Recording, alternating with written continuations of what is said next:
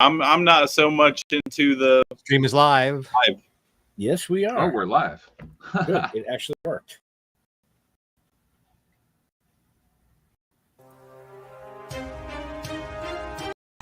The Dorkening and all affiliated shows are not intended for anyone under the age of 18.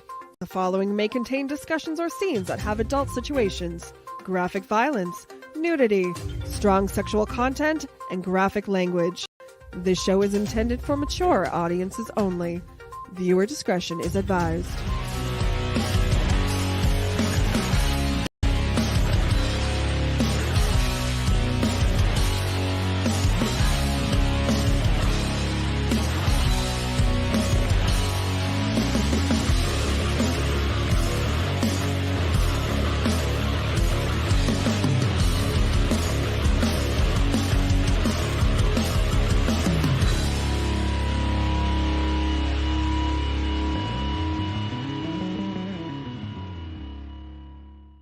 Rise and shine, my sinners.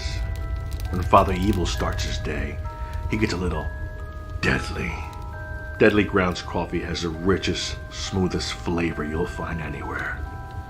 It's sinfully delicious. Once you go deadly, you never go back. Order yours at getdeadly.com. Coffee's so good, it's scary.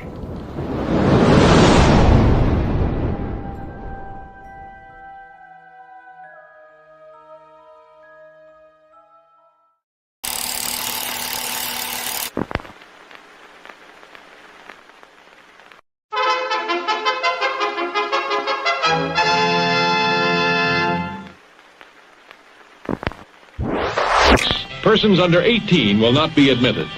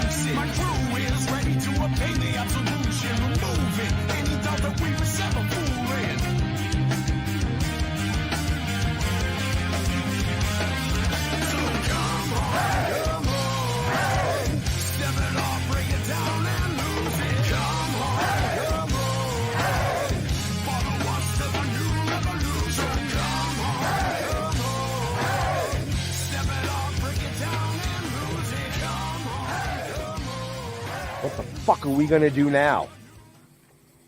Get high?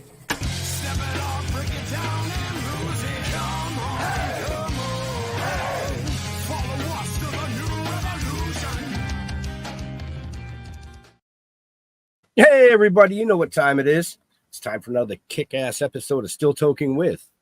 You know who I am, so I'm not going to introduce myself, because if you don't know who I am by now, then, you know, I don't know what to tell you. But with me tonight, again, is my boy Jags in the house. Well, yo. Thanks They for don't know who I am. They should already know who I am. Well, yeah, but you know, you haven't made the intro credits yet. Yeah, that's true. That's true. Maybe after this season. I should at this point. It's how it happens. They just keep dragging you back in, Jags. I know. And that little voice you hear in your head, as always, is my man, George. What is up, everybody? Wednesday night, and what a show. Are we ready to start this? Dude, I've been ready for like 15 freaking minutes, but StreamYard for some reason said, "Oh, there's a little too much traffic here. You know, you got to wait a minute." Yeah, you're having a lot of technical difficulties these past couple of weeks on that. Well, it's Yeah, not me, it's StreamYard. Maybe you got to grease some palms. Maybe that's what it is. Maybe I got to grease some palms. Or maybe it's the internet going, wow, the caliber of guests they have tonight, you know, we want people to just really sit and wait in anticipation. I think that might be it. Welcome to the show, everybody. Anyways, today we have a true entertainment industry legend with us, from Brooklyn to Broadway, nightclubs to cruise ships. He's done it all. And more, because I learned behind the stage of some wild shit. He's an Emmy Award winner and a Grammy nominee, and critics call him a walking encyclopedia of the show business. Please welcome the multi-talented Geoffrey Mark. Whoa. Wow, he sounds great. Thank you. I can't wait to hear what he has to say.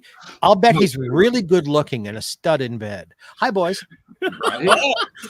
Good evening. How are you? Very happy to be with you. Oh, that's fantastic. We're happy to have you. We're happy to have you. I mean, Jeremy, you just kind of gave everything away. I mean, the show's over. We've got so much more. You don't even know what's coming yet. Jeremy, I love the comic books. I am considered a Silver Age Superman expert. Oh, really? Oh, sometime I want to have a nice geek out with you about DC Comics in the 1950s and 60s and early 70s. See, I collect back then, but the reading for back then was just like not my exact story. I have Batman from like, I'm sure everybody cares about my collection of Batman, but I've been collecting Batman forever. So I have from issue, I want to say 160 of volume 1 all the way through to like 113 of volume 3. So yeah, you got started in the early Silver Age of Batman and go forward from there. Yes. So see, Jar Jar, now Geoffrey would be an amazing guest for Splash Pages.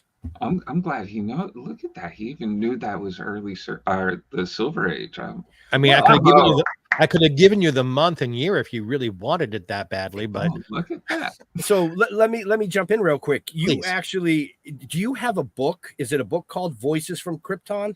I am in a book. You're in a book. Voices from Krypton is an oral history of Superman, written by a dear friend of mine, Ed Gross, and I am considered all around the world an expert on 1956, 57 to about 1970 DC comic books. And it isn't that I didn't read Marvel. And yes, I'm another one of those people who had Spider-Man #1 and Fantastic Four #1. My mother did throw them away when I went to college. But my reading pleasure was DC Comics. Superman, Batman, Lois Lane, Jimmy Olsen, World's Finest. And folks out there who aren't comic book fans, oh boy, are we boring the shit out of you. Sorry about that. Oh, absolutely. They're like, wait a minute. I was kind of split. I liked DC and Marvel, but it was certain things. Like with DC, I was real big on Batman and Blue Beetle. Blue Beetle is like my absolute fucking favorite. And then Marvel, I was all about fucking X-Men. Huge X-Men fan. Well, Blue Beetle was a character that DC bought from another company who had just sort of lingered on the shelf for a couple of decades. And when DC bought the company's characters, they resurrected Blue Beetle. The Blue Beetle is Bronze Age DC, not Silver Age. Oh, that's cool. I did not know that. I read the comics and I loved the character and I loved everything about it. And I became a huge Blue Beetle fan. He's a damn nerd. I am. It's why he smokes the cigar to throw us off track. I may not look like it, but I am a huge nerd, and my wife could tell you that I am. Well, see, you said the word wife already. You're not exactly a nerd. You're actually married to a woman. Yeah. I assume you have relations. All in the geek realm. So you're not quite the comic book nerd. Yeah. Okay. Yeah. You're spending Friday nights home where they're spending it at the comic book store. Hells to the So, like I said, Jar Jar, I mean, I'll put you in touch with the gentleman that can get you in touch with Mr. Mark here to get him on Splash Pages, because I'm pretty sure you guys could totally nerd out. I would love to.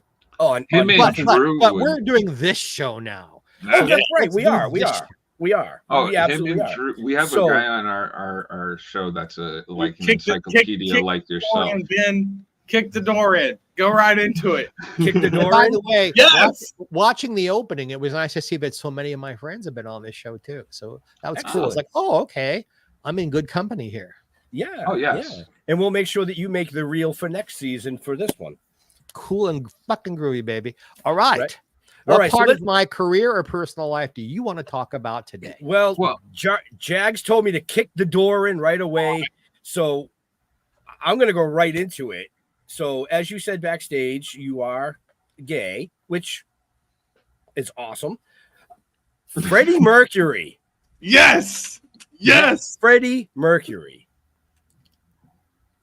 Yes. How did you guys meet? I gotta First know of the all? whole Like, story. how did this come about? Like that? That's How the hell did you bag Freddie Mercury? First of all, he bagged me. Thank you very much. yeah. Meaning it was his idea, not mine. Freddie was in New York. I was doing off Broadway and nightclub work all around New York City, and Freddie came in from London right when Bohemian Rhapsody was coming out to promote it. So he was on local television in New York. He was doing interviews for different networks from New York. Now in New York City in the middle and late 1970s, there were so many places to be naughty. I could fill 2 hours just mentioning the names of the places. And Studio 54 was, of course, one of those places. Yeah. Studio 54 was as wild as you've ever heard stories told about it. Yes, it was that and more. Where else can you walk into a nightclub and have a mound of cocaine on every table waiting for you for your pleasure? So Freddie and I met in a place, just so I don't get sued by people who are associated with any one place, a place like Studio 54. And we were both drinking and smoking dope and doing cocaine. And he was, I'm assuming, lonely. He wasn't the huge name yet he became. And there's a wife. Look at that, right behind Jack. That's not my wife. That's my roommate. Shh. Shh. Divorce papers in the South come out for less than that. Shh. Yeah, that is not my wife. All right. Okay, and you understand that woman, whoever she is going to sock you right in the jaw for the way you just said that. That's fine. Because your entire tone was, I wouldn't nail that. My wife's better looking than that. So send your letters to Jags DeVille, care of this station. We started talking. He was enormously good looking. He how do I put this? He reeked of sex, meaning he reeked of hi Richard. Wow. Nice to see you too, Richard. He just reeked of sexuality and sex and pheromones and testosterone. And I found him to be very masculine. There are people out there who like live to hear about his sex life, and they've contacted me through the years, and they want, blow by blow, no pun intended, discussions of what it was like to interact with him on a sexual level. I mean, Jags might want that, but I'm just to get you're, to the you're good. point. You're good. Yeah. Okay. I'll say this. Naked, he was as good looking as you thought he would be. He was as hot in bed as you thought he would be. And the nicest part, yes, there is something nicer than that. After our encounter was over, rather than dismissing me or like, well, had a great time, leave now. Did you have a good time?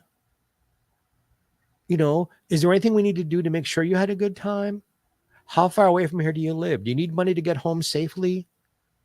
He was so concerned for my pleasure, my safety, because we're talking, 4:00 in the morning in New York City. He was so human about it afterwards. Yeah, what we did was hot and fantasy fulfilled kind of thing. But what sticks with me, thank you, Richard. What sticks with me is how nice he was. He took something that was pornographic and then made it real and nice. And yes, I can when pressed tell you about the sex, but while that's a happy memory for me that I sometimes enjoy thinking about when I'm all alone, if you ask me about him, what stays with me was how nice he was. And it was his energy that took naughty night in New York City in the wee small hours and turned it into something memorable, human, and, forgive a stupid word, lovely. That's not a stupid word. Not a stupid word at all. So that's the event. I mean, when we were backstage and you brought it up, I kind of was like, wow. Freddie Mercury. He's not the only celebrity I've ever played with. I think the reason people go like Freddie Mercury is me. Like, you got Freddie Mercury? Like as though I'm somehow not on his level, like he was up here and he looked down at you, and well, yes, at one point he was looking down at me, but that's besides the point. I think that's an innuendo.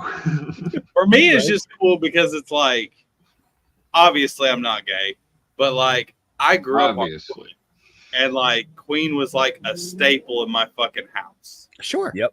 And like everybody's always put Freddie Mercury on this, like, giant pedestal, and I do too. He's probably one of the greatest performers that ever fucking lived.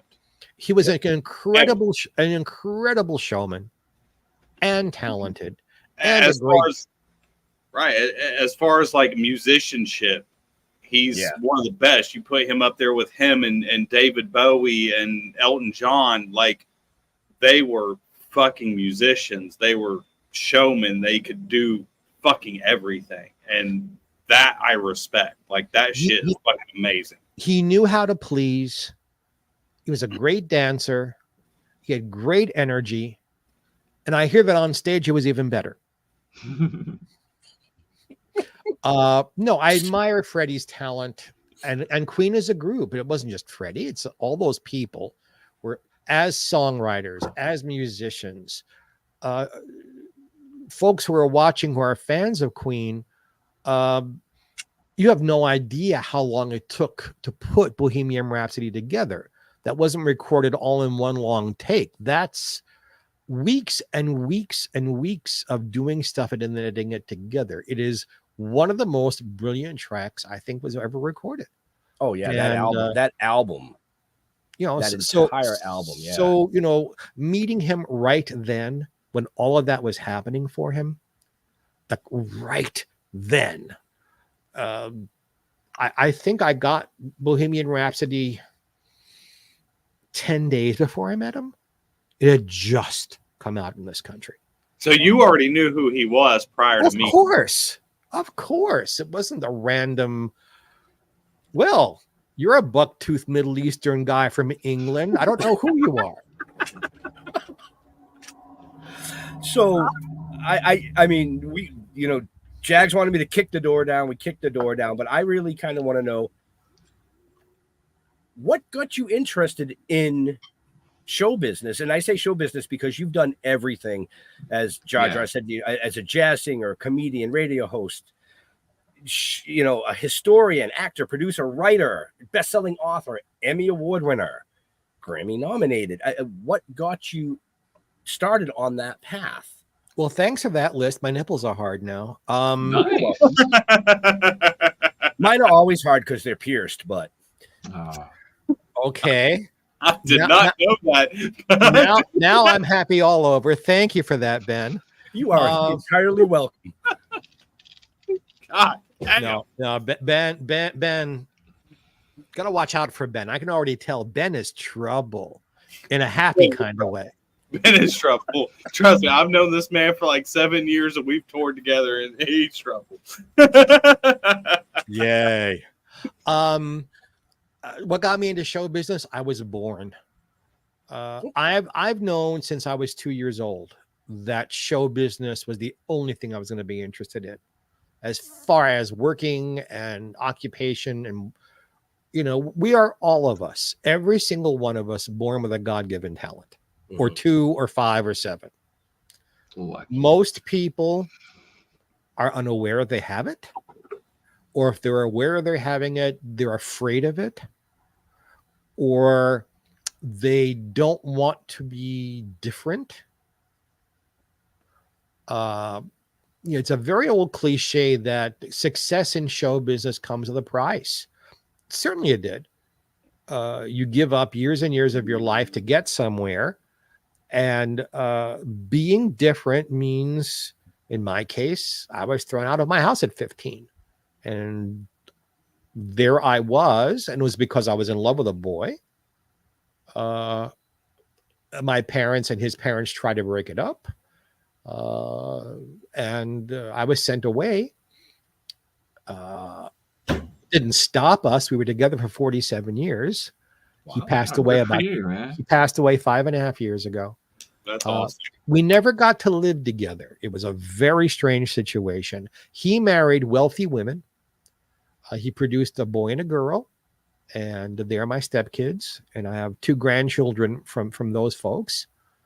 In fact, I have a grandson, 19 years old. I feel very, very ancient. Wow. My nipples are hard, but I feel very, very ancient. And I was on a stage for the first time at 4. I was put on a stage, an amateur thing in Brooklyn. They put a beret on my head and they penciled in a French mustache. And I sang Dites-moi from South Pacific, the musical, Rodgers and Hammerstein. Yep. So the very first thing I sang in French, which was, well, okay, that's different. But by the time I was 15, I was in professional show business and doing dinner theater. At 16, I made my first movie with Peter Fonda. At 17, I was in my first off-Broadway musical, starring in it. At 18, I was working at the Playboy Club. So great ambition. Conquering my fear of being different, because none of my blood relatives speak to me. None of them. Right. Because I didn't follow their mold. They're embarrassed that I'm gay. They're embarrassed that I would go on your show and talk about it. Even to this day? I didn't marry a woman, produce the 2.3 children, and live in a house with a picket fence in Long Island and follow the mold. And as far as I was concerned, that paradigm was pretty moldy already. It certainly wasn't for me. Right. And I don't regret, being Geoffrey Mark, hard work, tremendous ambition, God-given talent, being Jeff the person. I love everybody. I try to spread love. My life's ambition is to make people happy, to help relieve them of their woes and troubles. And if I can have some good friends along the way and eat some delicious food and get laid once in a while, yay. Excellent. Well, I will say you are part of our family now. Absolutely. And you are part of mine, all 3 of you. Excellent. Thank you. Where am I going to find 3 so completely different people who are intelligent and talented in their own right and accept me for who I am? Cheers to you guys. And cheers to you. Mine's going to hide in the screen, but it's there. That's because I've heard that sentence before, my friend. Do you feel it?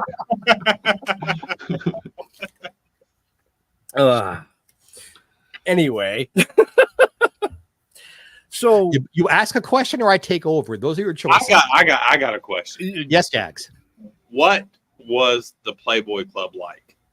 Because I've heard so many stories, and like to meet somebody who is actually there is fucking cool. I was there in the late 70s. What was it like? It's not exactly what I think you'd be expecting. And this is the New York Playboy Club. Right. The one Hef went to a lot was the Chicago Playboy Club because he was still living in Chicago back then. He didn't visit New York very much. He had an antipathy actually for that club. I think because he knew there was so much stuff going on there of which he did not approve. Because at the New York Playboy Club, the bunnies were turning tricks. The showgirls were turning tricks. The woman who's supposed to be in charge of all those ladies is called the bunny mother. And there's a bunny hutch where they change clothes and could relax in between shifts and shows.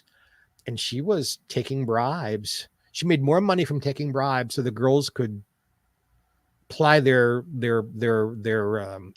resources and make more money than they ever made from being at the club or for being in the show. Wow. There was Laney's room upstairs for Laney Kazan. And Laney worked a lot at the New York, Chicago, and Los Angeles Playboy clubs. And I think there was also a Miami one where she appeared. There was a wonderful comedian, probably none of you are old enough to remember, Professor Irwin Corey. But he was a baggy pants. Nothing he said made sense. That was made it so funny. Is, what color is your shirt? And 6 minutes later, he didn't stop talking, but you never found out what color his shirt was. That was his gift.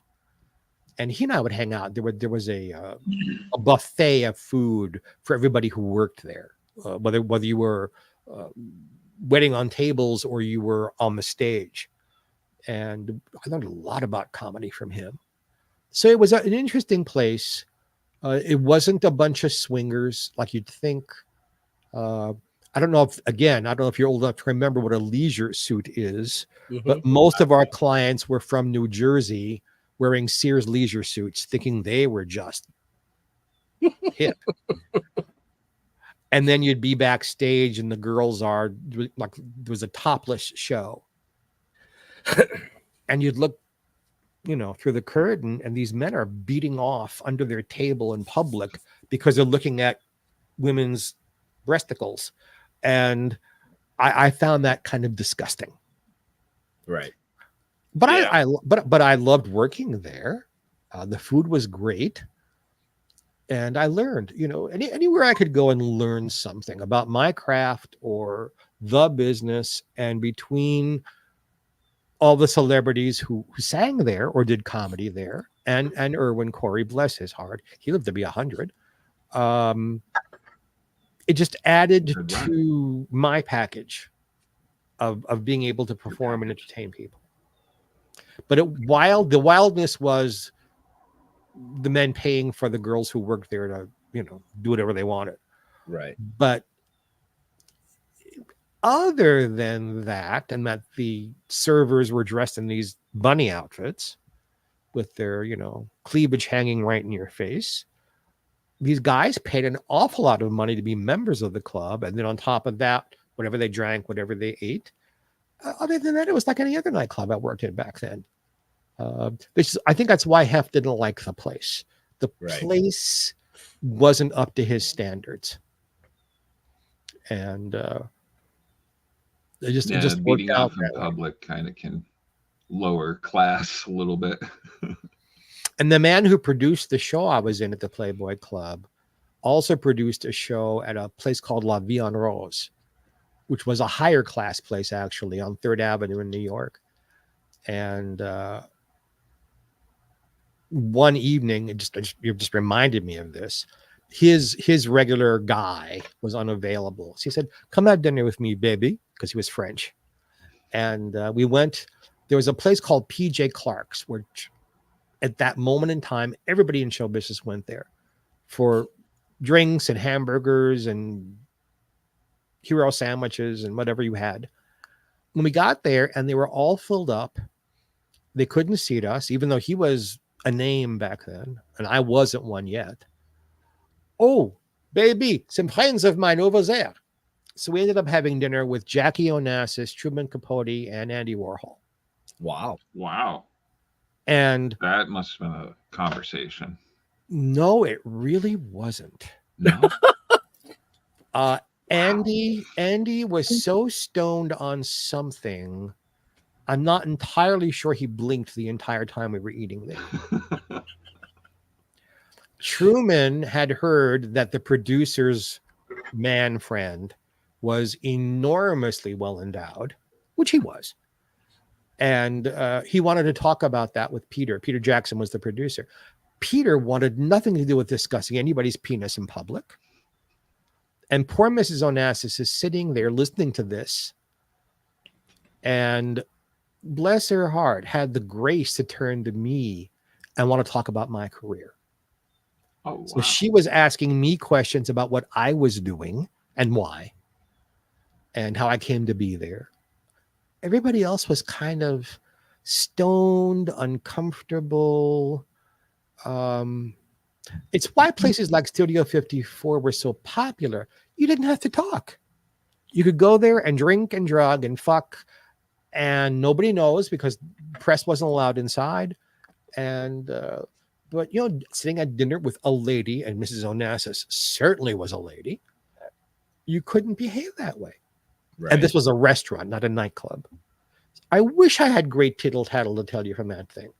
I could write a whole book about that if it were the event is true, but if it were true that wonderful things were said, right? Oh, I'd read a whole book about it. But which you have written books. Oh, about, many about some famous people. And the story of that is in my upcoming autobiography, The Devil Was Born in Brooklyn, and the title is trademarked. Don't fuck with me.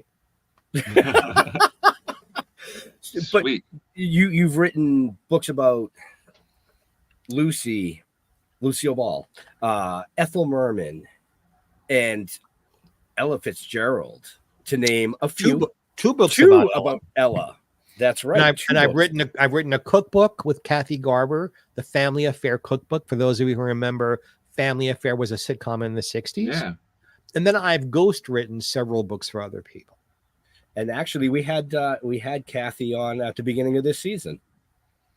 Amazing lady. Well, she's still beautiful. Yes. She is older than I, but still beautiful. She still has a career. Kathy and I have one of those relationships we talked before the show started, folks, about not discussing religion or politics. Kathy and I cannot discuss politics at all. Right. We are literally polar opposites politically. And I'm not saying my views are better than hers or her views are better than mine, but if we discuss it, it gets a little ugly. So I'm her friend minus those discussions. And when we're together and politics come up, I excuse myself. Right. Safe. Yeah. But you had Don Most. Donnie is a wonderful guy, wonderful singing talent. You had Jeremy Miller on. I adore Jeremy. Yes. I adore that man and his wife. What two just lovely, amazing people, thoughtful, amazing people. Yeah. And I'm happy that the feeling is mutual. Yeah. We had him on the show, and then he did a convention here in Massachusetts that we were at. It's a funny story. So we were across the street from the convention it was down the street, getting Dunkin' Donuts. And I look over my shoulder, and here comes Jeremy in his trench coat into Dunkin' Donuts, yes, to get his coffee. And I'm like, oh, hey, how you doing? Because we had never physically met. It was a lot of this, because his talk show is actually on our network. So we have a lot of conversing. So anyways, he leaves, and I get in the truck, and I'm driving, and I cross the street, and I go, do you want to ride back to the hotel? And he's like, yeah. So we get back there, and his wife happened to be outside, and she looks and sees him getting out of a truck, and she's like, what are you doing? He's like, oh, no, this is the guys I was telling you. And she's like, oh, I thought he was getting into strangers' vehicles again. Jeremy is such an open soul. He is so filled with love for other people, and that I just adore him. And he's good looking, and he's so talented. and he married a woman who is as good looking and talented as sweet as he is. Right. He's a chef, right? Yes.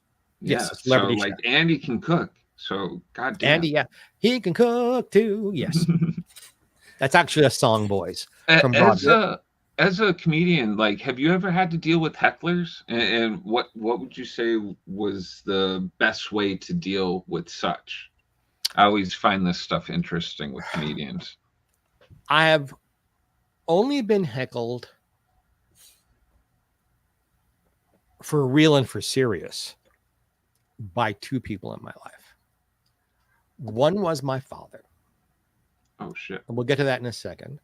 And the other one was, I was working on a cruise ship as a comedian and singer, and I was in Aruba, and the cruise director came over to me and sat down, and I was just having coffee. I love coffee. Send me some of that coffee your sponsor makes. I want to taste it. It looks delicious. Send me some. That's my fee for doing this today. I want There coffee. you go. Some coffee. Let Leo know. And he said, congratulations. I said, why? He said, you're a cruise director. I said, I'm a what? Turns out, this is for Holland America Lines. Turns out that they were having some sort of confab, and every single cruise director in the company was meeting on a ship in Mexico. So for that week, all the ships in the Holland American Line were being run, the entertainment, by the assistant cruise directors. Well, there was one ship that had no assistant cruise director, and I had done so well for them that they flew me. He said, go pack your bags. You're leaving right now. And they flew me from Aruba to San Diego into a hotel suite where I could, catch my breath. And then the next day, a 10-day Mexican Riviera cruise where I was the cruise director. And there was a clack of women on that. I don't know where they were from, wherever they're from. I hope they're well, and I hope they stay there. Like, I don't want to interact with them ever again. But came up to me after the first day and said, we don't like you. We want a studly, handsome young man being the cruise director, and we don't like your sparkles, and we don't like your jewelry, and we don't like your jokes. And they just refused to laugh. Wow. Just refused. They refused to be entertained. But the Sounds like my ex-wife. Yeah, that's why Oh, she's yeah. next. I was going to say, it sounds to me like they needed to get laid. I didn't want to say that. I did, however, hear that they were using N-Dust as a vagina preparation. Because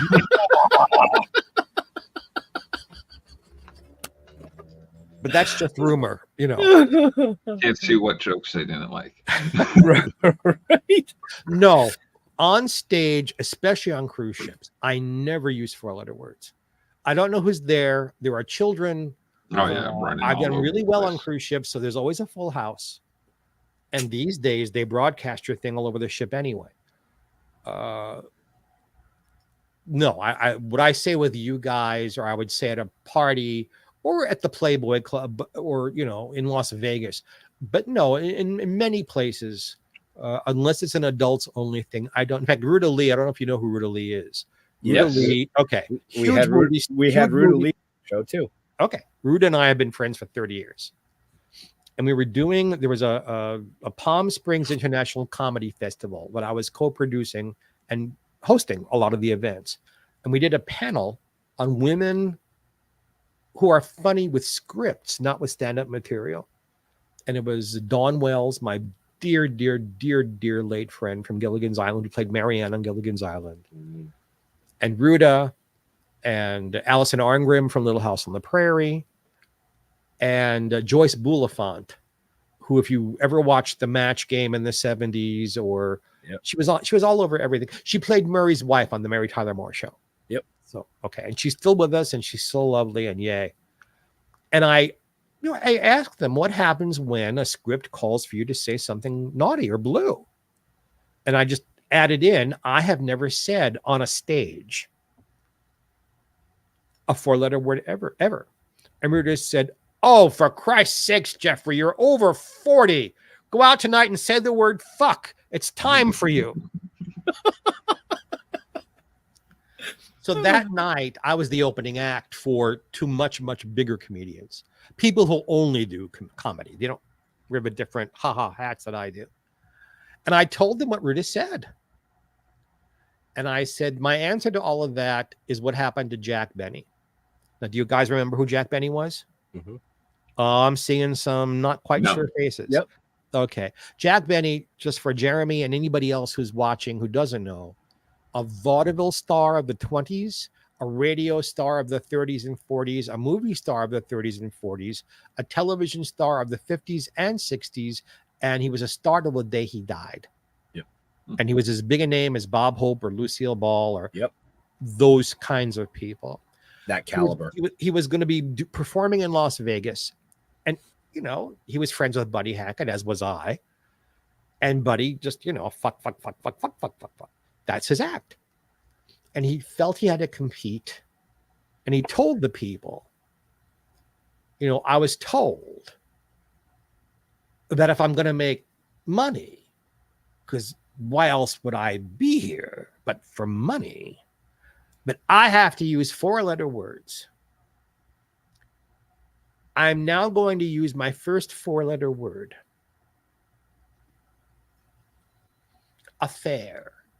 And then he never mentioned the dirty words again and did his act.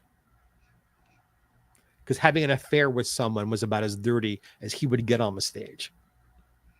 Okay. And going back to my father was an evil, cruel human being who was terribly jealous of my talent and success. And once he'd seen me do my act, he'd come back and then shout out my punchlines before I got to them, interrupt my singing. And then my mother would stand up. You know, it's his father that's really the one that's got all the talent. And I eventually had to ban them from coming to see me. Wow. Well, these are the same motherfuckers who threw me out. So, you know. Right. Hasta la vista, baby. You know, as a writer, and not just in books, you've written some things for television, and one of the things a lot of things for television. One of the things I really wanted to touch on, because we lost this gentleman in the past week, was Behind the Fame with Mary Tyler Moore and Bob Newhart. Yeah, I co-wrote and co-produced. No, that's not true. I co-produced and wrote that show.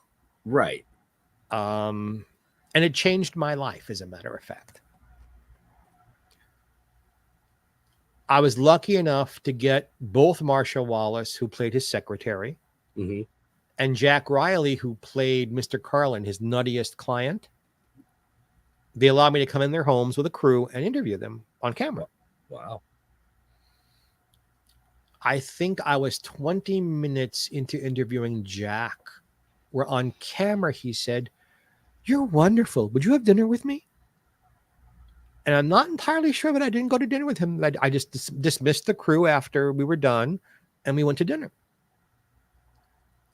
Like with my partner, I became Jack's secret. So for 6 or 7 or 8 years, Jack and I were privately, I don't know, what do you call a couple who's a couple, but they're not a couple in public?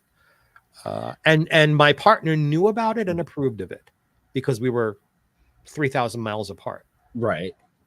Jack changed my life. Jack got me into being a member of the Friars Club. Jack got me into the Army's Army, which had, you know, every major comedian in the world there. Jack promoted me. Jack introduced me. And we did a nightclub act together, which was very successful for a while. The while being Jack got MS, and then his health just stopped us from being able to perform together. So that documentary changed my life. Right. About Mr. Newhart specifically. And I wrote about this on Facebook the other day. I knew him for years.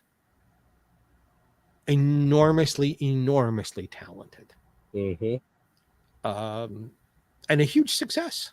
I mean, only Lucille Ball has had more successful sitcoms, one after another, as Bob Newhart did. Right. But Bob was not terribly warm to Jack or to me.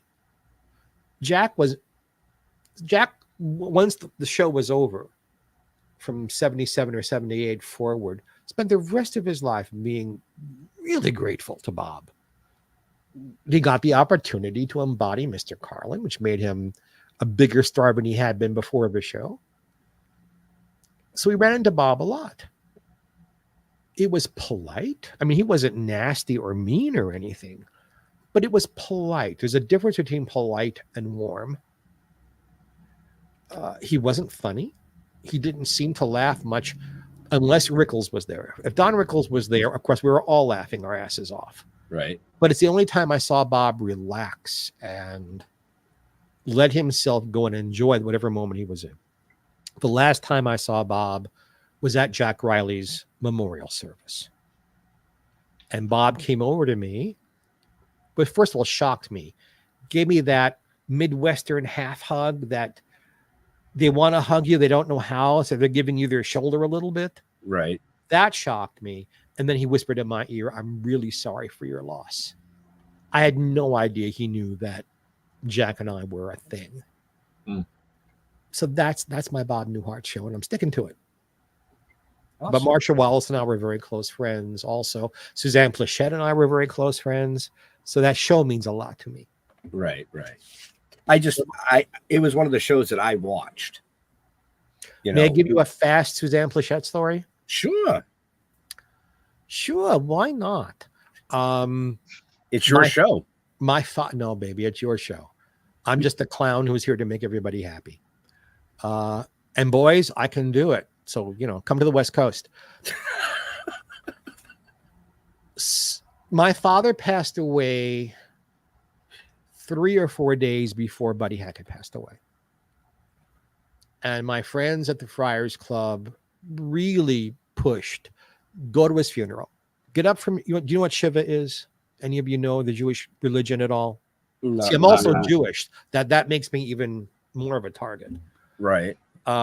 Sitting Shiva when father, son, brother, sister, spouse, or child dies.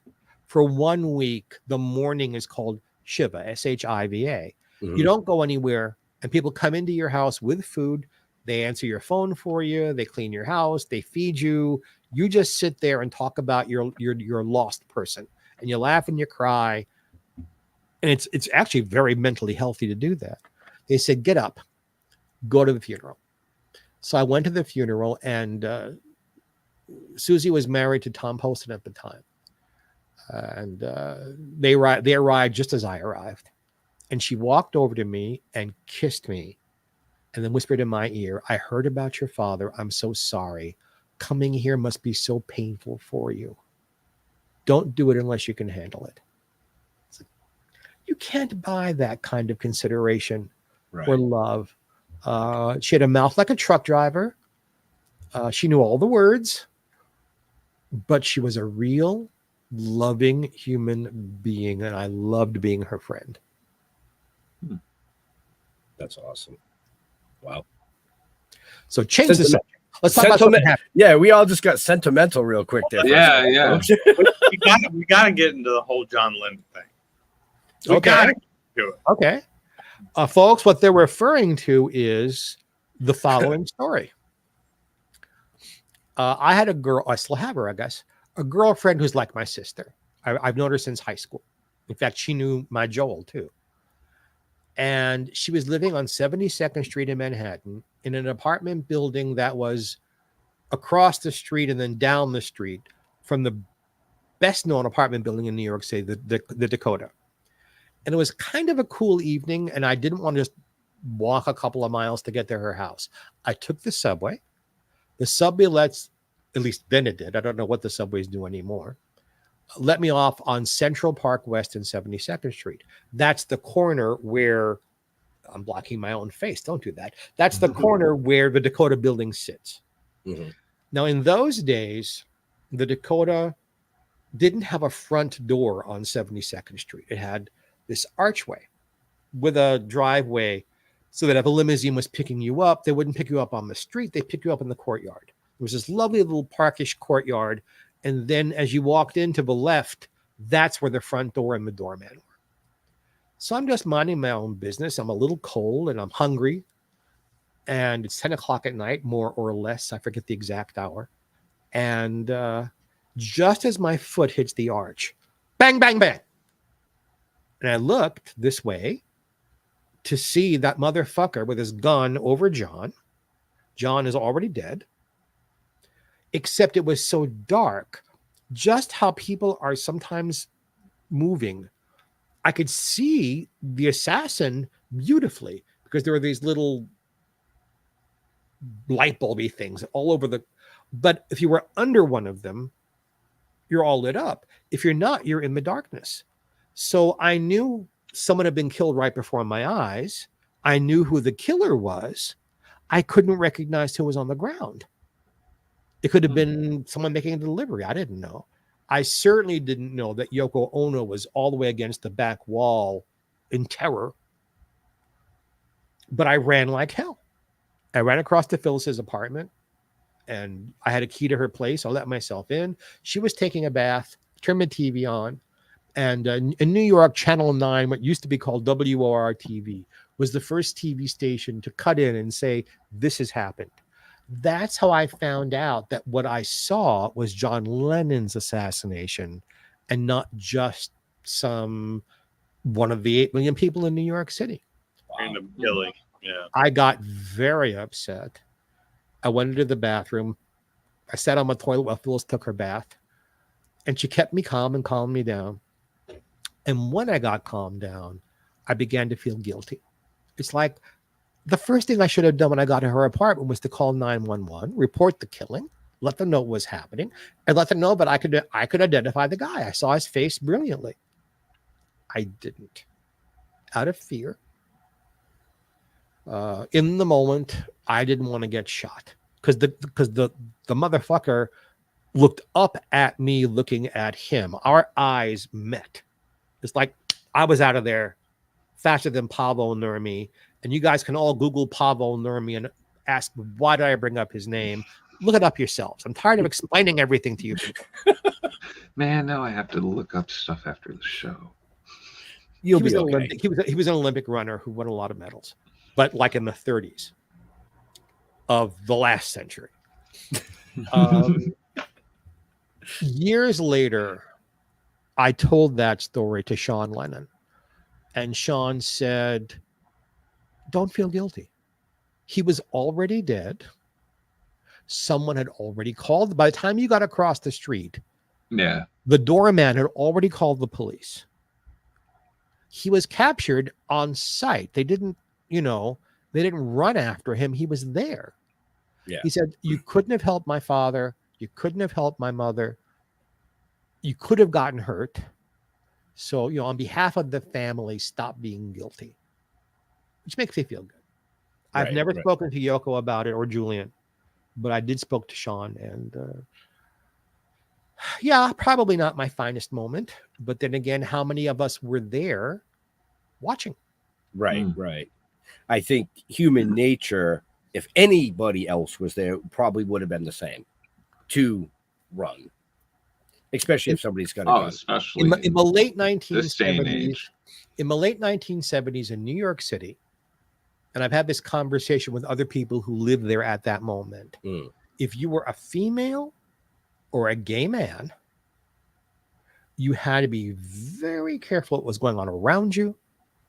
You always had to know who was coming up behind you, because women were getting assaulted and gay men were getting beaten and killed left and right, like it was, let's have a ginger ale and a pizza and kill that fag, like it was a sport. Right. So I was very aware everywhere I walked, and back then I was still token, so I was probably a little stoned too. Mm-hmm. And I'm clean and sober 35 years, but I support anybody who wants to get stoned. God bless you. Congrats on that. Thank you. Yeah. Walking on streets, and I won't make any street walking jokes. I'm going to be serious. It was not safe back then. It got safer, and I understand now it's not safe again. But in my fantasies, I wished I could have had more courage in the moment, but I didn't. And that's what I have to live with. I have to accept that I was, 20 or 21 when this happened? Right. And I did not have the wisdom I have today. Right. Wow. Well, to So get back us out to of another the dark somber stuff. moment. Yeah. Tell us about a look, performance or production that you. Which one do I hear? Listen to. You're both asking What was questions. that? You were both asking questions at the same time. Oh, go ahead, Jags. No, This is I what- was just saying we had to touch upon that. So let's go on to the next. Oh, thing. hell yeah. No, definitely. This is what happens, folks, when you have a four-way. Everyone tries to be in control, and So we got to figure out Jeffrey, the chef. hold on. Jeffrey, is this your first four-way? no. Ooh. But it's your best. So far, we haven't had a climax yet. No, I was a wild guy. In my youth, despite being in love, my boy's name was Joel Kabik, 47 years together. But because he married and because he was hiding from me, from the world, and there are good reasons for it, and I don't want to, it would be another downer. Right. But I went out and had as good a time as I could because I was young and horny and healthy and great looking, and why not? I didn't know that AIDS was around the corner, and I don't know how to this day I'm HIV negative, but I am, knock on wood. So I was a wild man. Sure, orgies and sex parties and bathhouses, and I could tell you some pornographic stories that happened to me. I just don't know if they'd be terribly interesting or believable. Right. Now, you have your own radio And he goes show. right by it. Okay, there we go. Well, no. And the reason I did that is I want to bring up, you have your own radio show. Geoffrey Mark Plays Ella. It's on several stations around the country, and it's available on every platform there is. Every week on a theme, I play you Ella Fitzgerald's music and then give you the inside story of how it happened, why it's important to her mythos, or, how that song became something else. And we're in our third season. I've taken a few weeks off because I developed in my right hand here and through my fingers, gout in my right hand. Oh, no. And let's just say it was enormously painful. And thank God I do other things with my left hand. Congratulations. He's a lefty. And then to this moment, I've been dealing with having bronchitis, which is why my voice is a little rough today. Gotcha. But so yeah, I've been taking a little break from the show just to get better. But we're going to start having some celebrity guest hosts on who will share their favorite Ella songs and why they're favorites. And, eventually we'll run out of topics, but hopefully we'll have, more than 100 shows by then that people can just continue enjoying. Later in the fall, I am starting a new show called The World of Geoffrey Mark, where I will have conversations with my celebrity friends. So, and that's where I think I was going with that. So I know you have, this show, the new show, folks, follow him, subscribe, like what he does. And I should have mentioned this sooner, but all his information is in the show notes up above, down below, depending on where you're watching or listening to us. But he's got all kinds of great stuff coming out, and he might even tell you some of his pornographic stuff on a different show. I'll be happy to tell you now if you have time, but just I wanted to get all the plugs in. It's your show. You can plug in. Okay. I'll tell you one pornographic story. This is earlier in the 70s than John Lennon. I was working in nightclubs. I was in between Broadway shows. So I was office temping to just pay the rent. And the office temp people sent me to, may they rest in peace, the old World Trade Center twin buildings. Mm-hmm. Well, I got there early and I had to go to the bathroom. So there was a men's room down below where the subway stops were, because every subway in town went through it so people could go to work there.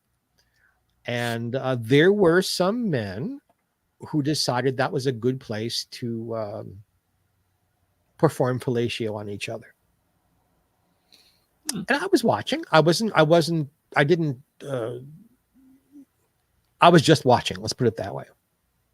And all of a sudden, this 6'4" African-American cop walks in with the big billy club and banging it against the wall. What do you assholes think you're doing? And bang, bang, bang, and get the fuck out of here. Da, da, da, da, da, da.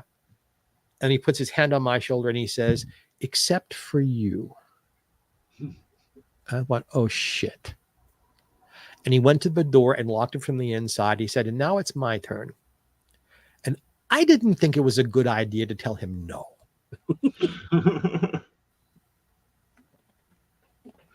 Well, officer. And let's say that a good time was had by all, no harm, no foul. Well, And- it ends happily. And Jeffrey got a get out of jail free card after that. Absolutely. The policeman is your friend.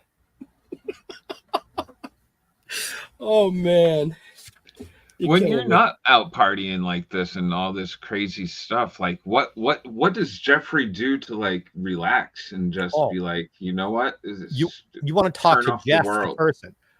You've been talking to Geoffrey Mark. Now you want to talk to Jeff the person. Yeah. Two different people. I don't have jewelry on. I don't have sparkles on. I'm usually half naked because nobody's here. I still read comic books. I read. Thank goodness for all of the platforms out there. They can watch classic movies and classic. I can see all my friends. I can visit with my friends every night who have passed away. Then I have a collection of about 10,000 television shows with the original commercials as they were first presented. I can watch that if I feel like it. I cook. I meet friends for meals. I live in the desert. I go into Los Angeles and see friends and walk red carpets and go to industry events. And I'm a big supporter of the Hollywood Museum. Donnell Dadigan, who runs it, is an incredible woman. I'm thrilled that one of my costumes is in the museum and that I keep getting invited to walk the red carpet and be a part of it because I loved Debbie Reynolds, but Debbie couldn't pull it off. Somehow Donnell pulled off having that museum for costumes, and she got the fucking Batmobile there. She's got Hannibal Lecter's actual torture room in the basement. What she has there is incredible. And then Mel's Drive-In or Mel's Diner is part of the building. And it's right there in the heart of Hollywood, just down the street from Grauman's Chinese and the theater where they have the Oscars. So it's really, if you want to like really smell and touch and taste Hollywood, go to that museum. And if one of you four comes to the West Coast, I will get you in for free and give you a private tour.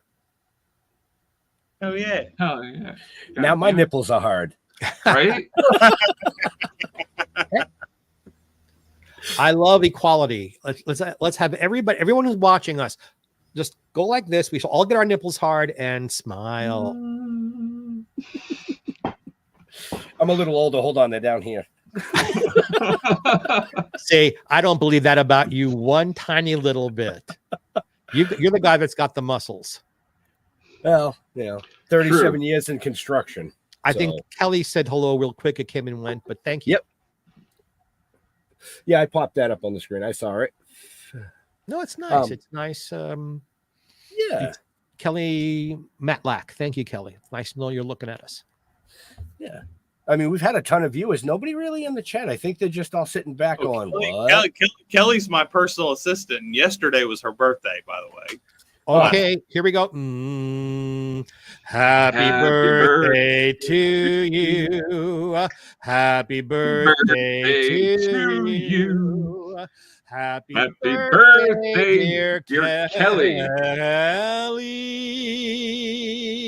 Happy birthday to you. Yay! And you had Geoffrey Mark sing happy birthday to you. Look at that. Only on this show would that happen. I know. That's because he's part of the family now, folks. In case you missed it. I sang through my bronchitis just for Kelly. You did. So, I mean, we're over an hour, but we still have time for I'll stay as long as you want me. So the books I've read, Ben's getting scared. straight for everybody. 2 books about Ella Fitzgerald. Yep. The most recent one is Ella, a biography of a legendary Ella Fitzgerald. The Lucy book is, you're welcome, Kelly. The Lucy book is a compendium of Miss Ball's television career from live TV till she died, with a foreword by Steve Allen and a foreword by Lucy Arnaz and Desi Jr. The new Lucy book is coming out next year with new interviews, a new foreword by Fran Drescher, and we're adding in her movies and her radio show. I'm adding in her radio shows and her films. So hopefully it'll be her entire career between two covers with lots and lots of photos. It'll be a much bigger book. Ethel Merman, the biggest star on Broadway, was about the legendary, the greatest female musical comedy star on Broadway, star of 15 hit musicals, who introduced over 40 songs that became standards on Broadway. And then my autobiography is coming out next year, and it's going to sizzle because I tell everything. Right. I just want to touch back on the Ella Fitzgerald. In addition to the regular books, I was told there'd be a deluxe edition with two CDs. Yes. What I did was Ella worked for 3 or 4 or 5 different recording studios through the years, different labels. They're all either owned or controlled by Universal Music now. So all of her music is under one umbrella. Mm-hmm. And I went to them and I said, look, this book is coming out. I would like to include some music in it as a deluxe version. And they thought about it. They thought it was a good idea, as did the Ella Fitzgerald Foundation, which I'm happily a part of as a friend and a supporter. And but you said, why don't you come up with something new? Because I've written the album notes and chosen the songs for a dozen Ella Fitzgerald CDs. And I was just going to have them, let's pick one I've already done and put it in the book. They said, no, do something brand new. It would cost us the same amount of money. So one CD is all of her studio work from 1935 to 1990, what I think is the best of the best, sequenced in just the way she would have sequenced them. Because towards the end of her life, I was choosing the songs and sequencing them for her in her concerts because she was getting old. Mm-hmm. The other CD is the same vision, but it's her live concerts from the 1940s into the early 80s. And again, chosen just the way she would want them.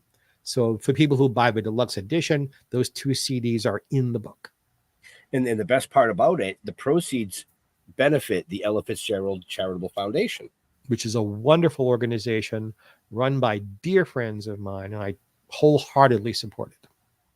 Right. So I wanted to make sure we touched on that so that people knew that there's more to what we've already discussed. I mean, we literally could sit here for 6 days. Oh yeah, we haven't even discussed the shows I wrote and produced for television. Right. We haven't talked about my acting career really at all, or right. My work in summer stock, or the 100 celebrities I became very good friends with, most of whom are gone now, unfortunately. Yeah. Bob Hope, please. Bob Newhart being the most recent one.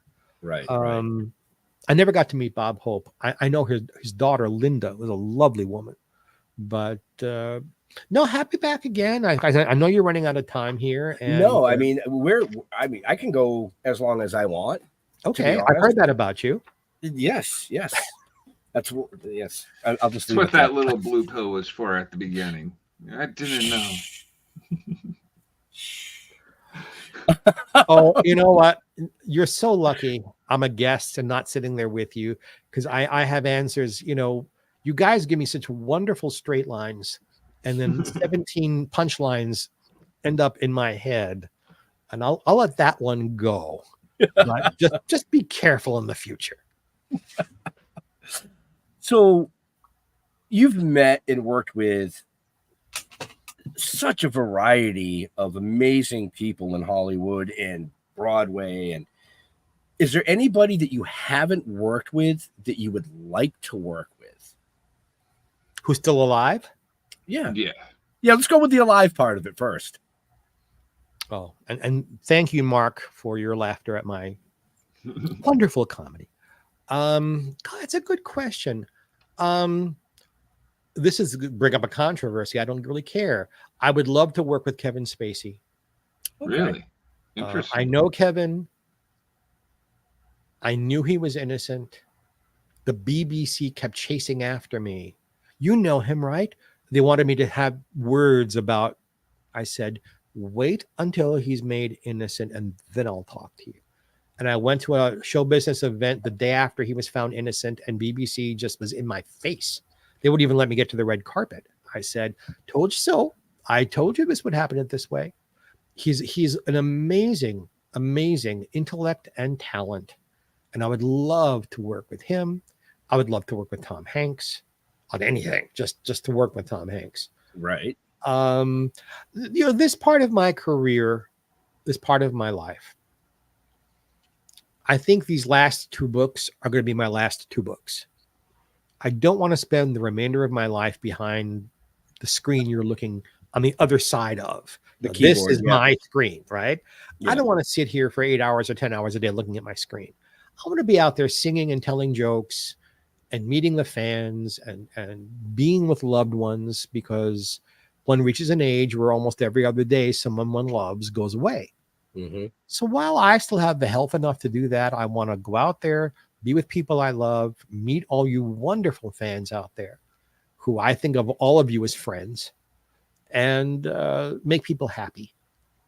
So there's discussions about Mark Price and I doing something together. There's discussions about my doing an album. Geoffrey Mark sings the Ella Fitzgerald songbook. We'll see what happens, because show business has changed drastically in the last 10 years, much more drastically since COVID. And all of the paradigms that you knew this is how it works, it doesn't work that way anymore. For instance, nobody goes to an audition anymore. It's all done from home. And every actor has to pay for a camera and a backdrop and lighting and makeup and do everything at home. They don't want to see you in person anymore. Right. It's like, how can you get the sense of someone unless you meet them in person? But I'm not the one doing the casting.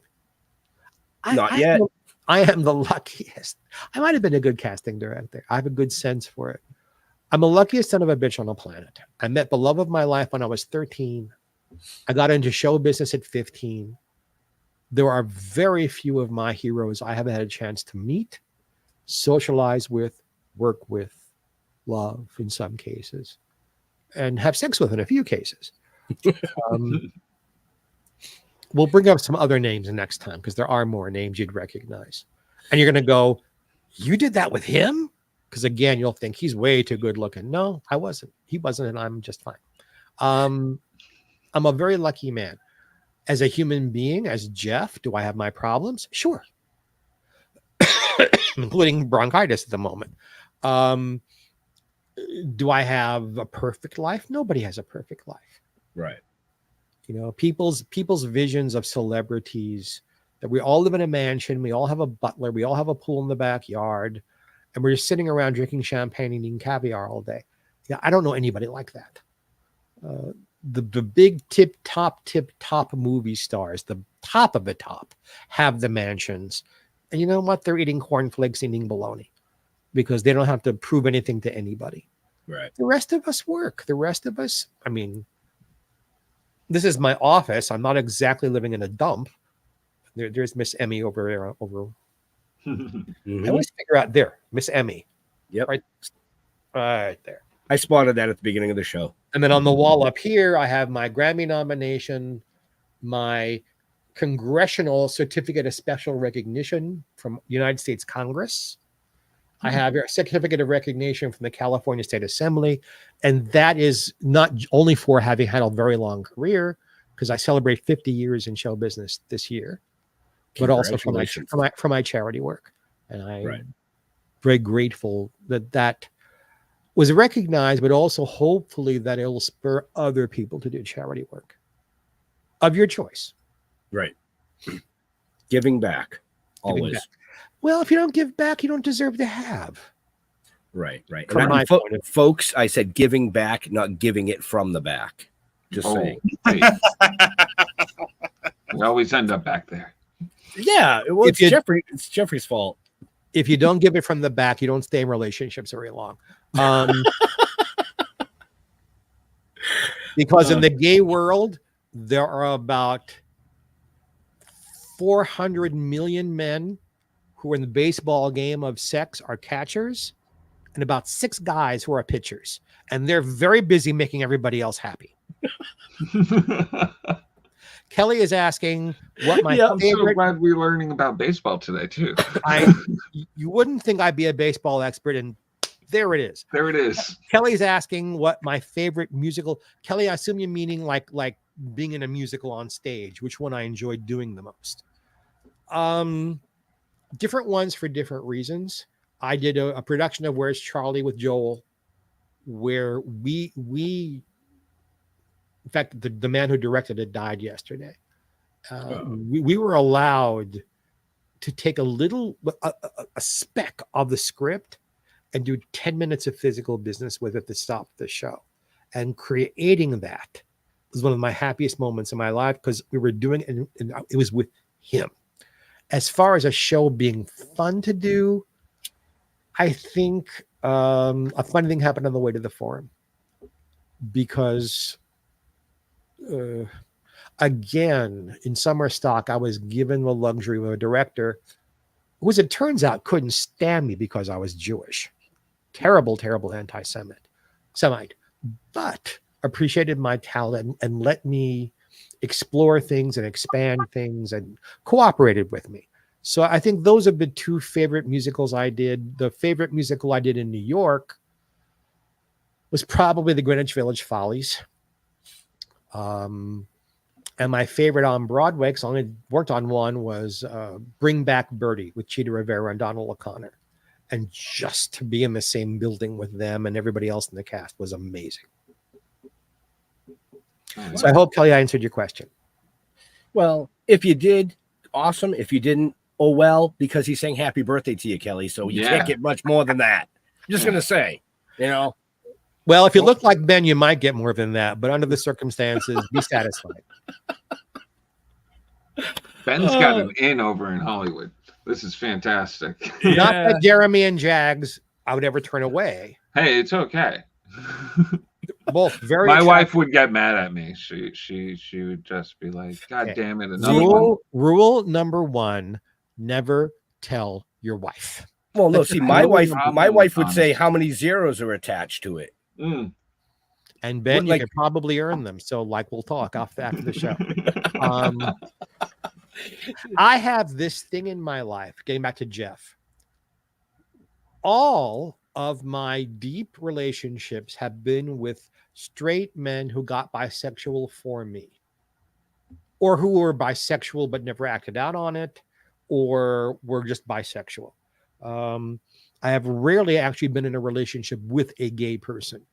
Usually that's a sexual relationship, but the deep love things. So married men and straight men, and they knock on my door every day. And they have since I was a kid. And my Joel was bisexual. So my whole life has been that.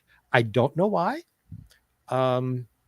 Someone once said, having straight men want to have sex with you, it's a gift. And I said, if it's a gift, give me the receipt and let me return it for something I can actually use.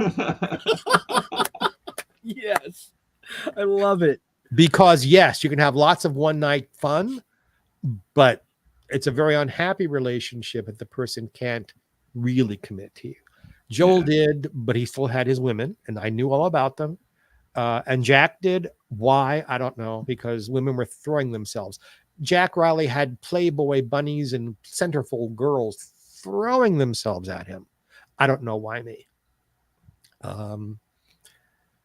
So, there's something special about me, and there are things about me I can figure out.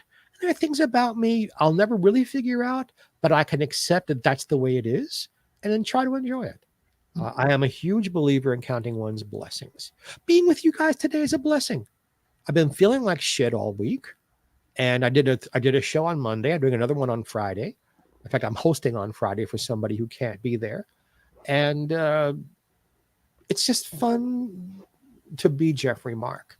Geoffrey Mark is a lovely, talented, really smart. I mean, my IQ is 163. It's ridiculous. Guy, and my looks, my talent, my intellect, all gifts from God. I did nothing to deserve them. What I can take a bow for is what I've done with them. Right. And I think the same is true for all of us. All three of you have found a niche in show business where you're entertaining people and using your good looks. You're all three good looking and you're all three smart.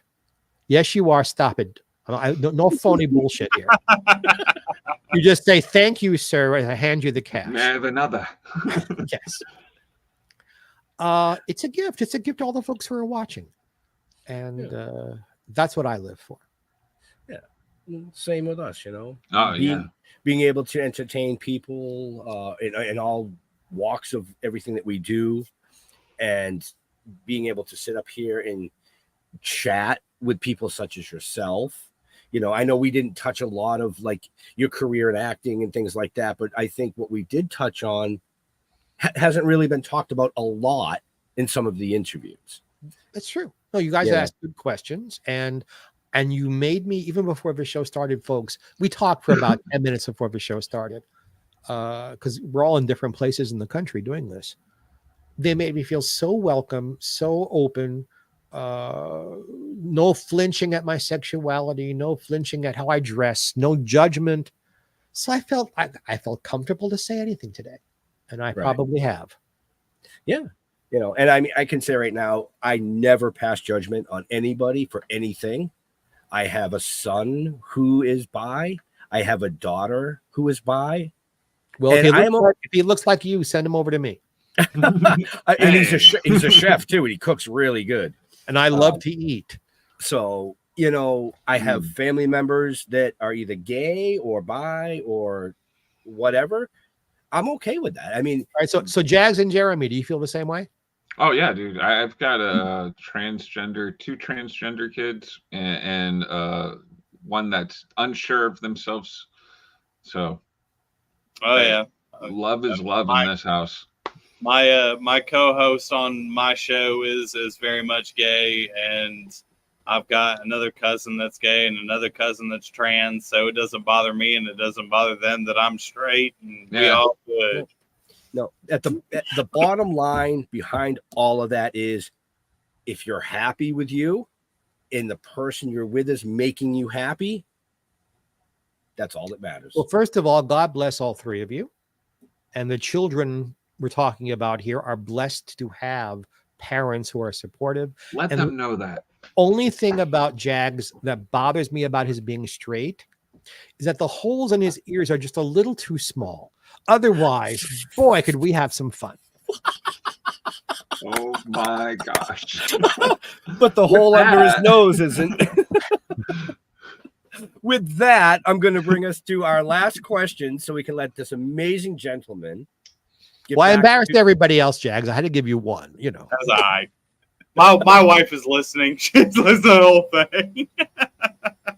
She's laughing. And Kelly is laughing her ass off. You have one more question. What's that, sir? Jags, you got a last question for our guest? No, I'm good. Okay. I'll flip it over to Jar Jar. All right. So the final question, as we always do, is there anything that you truly geek? I mean, you've told us a lot, I guess, like comic books and everything, but is there a secret thing that you geek out about that people don't know, that you're like, maybe that's too much for them? I mean, other than what I do sexually, I can't imagine anything in my personal life that would be too much for. Well, you know, I feel that way, that I'm not too much, but you'd be amazed how many people are afraid of me. People don't like that I don't fit whatever box they're in.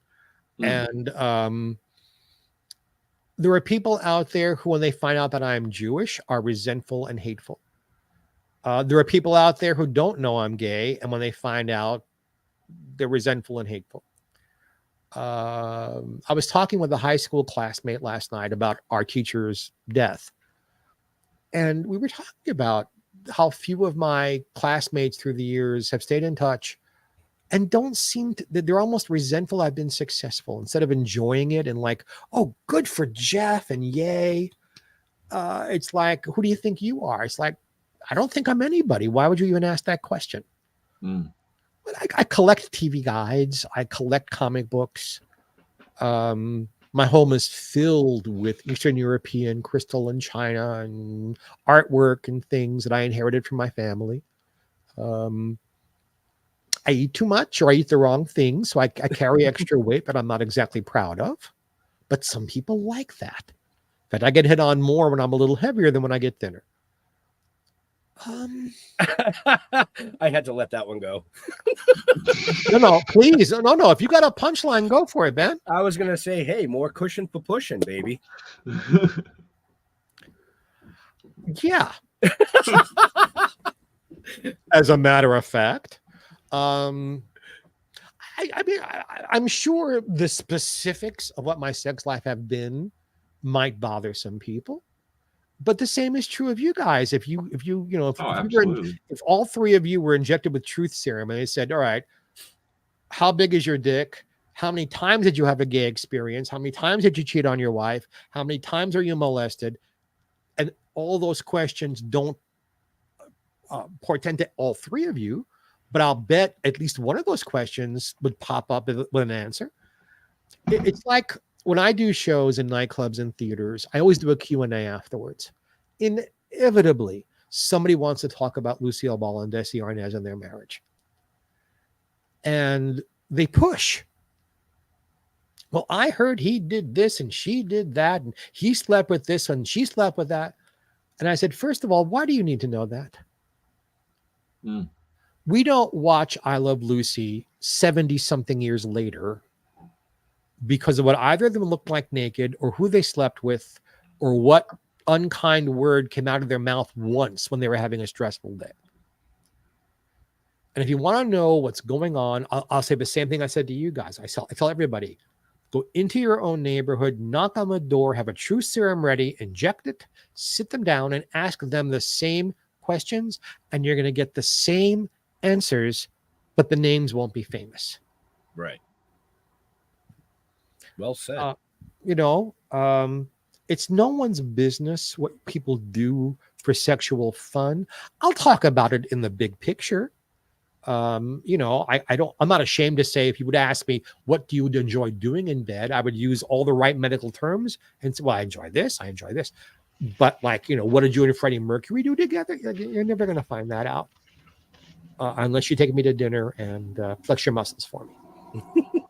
Then I will... I'm sorry, what was I saying? See, Ben, you came across something.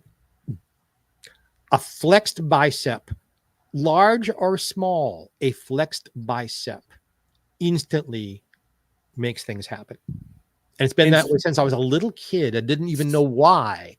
I felt this tingling down there. The Muscle Beach movies drove me out of my mind as a kid. So you can't watch wrestling. Why not? Or is that porn for you? Mention a wrestler from the late 70s and early 80s that I didn't have sex with. Oh, we even get into wrestling. Okay, yeah, we could be here for a lot longer, folks. So have me back, and I'll talk about that. I don't mind mentioning names because they're all dead now. But no, they're in the late 70s and early 80s. The people who did porn and the people who were professional wrestlers, when they came to New York, they all congregated at one gymnasium in Midtown Manhattan. I won't say where it is because it's still there, and I don't want to smear their name. And there were performers who did live sex shows, and I would meet them, and I would meet the wrestlers at the gym, and they were very happy to have company of someone like me who wasn't there because they were famous, who was there because I understood that they were lonely. New York City can be a very lonely place if you're there for business and you're not staying in the ritzy hotel. You're staying just in a clean place to stay while you do your business. And I got to eat dinner and hang out with and have sex with a lot of these people. And that is all going to be in his book. It's all going to be in the book, yes. It's already in the book. I've got like 2 days of writing left to do, and the book is finished. And everyone's staring into space. Jags now that Jags it's getting me dark out, he puts his sunglasses on. No, it's getting dark, and I'm about to have to bail because I have another show to do tonight. So Yeah, I'm actually gonna wrap this up. Folks, if you want to know anything else about Geoffrey Mark, the show notes are up above or down below. Watch for his newest books coming out. I'm available on Facebook. I'm available on Instagram. I'm available on X. And I answer every question asked of me, as long as it's not impertinent and stupid. Right? Don't ask me how big my dick is. I'm not going to answer you. No, you have to take him to dinner and flex a muscle for that. Yes. Absolutely. I don't think that's too much, really. So it's not like I'm asking for cash. Jags. What up? Y'all can catch me every Friday night on Hellfire Entertainment on Sound Injection. Actually, this Friday, we have the Soap Girls from South Africa on. Those girls are insane, so please check it out. 9 o'clock Eastern Time, 8 o'clock Central Standard Time. Check us out. Have me on, Jags. Absolutely. He's a jazz singer. It fits your show. And Jeremy. Oh, hey, check me out every Tuesday night on Splash Pages, where we talk comic books like nerds, and you know, it's fun. Every Wednesday I'm here usually nowadays with these guys, except for next Wednesday. Here we're on a break. Yes, next Wednesday we are on a break. What's on the Wednesday after that? The Wednesday after that we have Pulitzer Prize-winning journalist Dan Lasseter. So tune in for that. Yeah. Actually, we have some pretty cool shows coming up. And to be on Jeremy's show, you have to know what a splash page is. Yes, and it's okay. We've had people on, like last night. They were doing the bumper for us, and they called us Slash Pages. I'm like, oh, this guy must think he's on a horror show. Now that's a whole different genre of literature. Right. So Jags unfortunately bailed because he had to. He is running another show tonight on Hellfire Entertainment Media, folks. So make sure you check that out. Yes. Check out Geoffrey Mark's show. It's in the show notes. I mean, it's there. It's very simple. It's there. You know. In all seriousness, I want to thank Geoffrey for coming out and hanging out with us tonight, telling us some stories that most people wouldn't have heard. Yeah. My nipples are still hard. Yeah, hang out after this show. We'll talk a couple of minutes.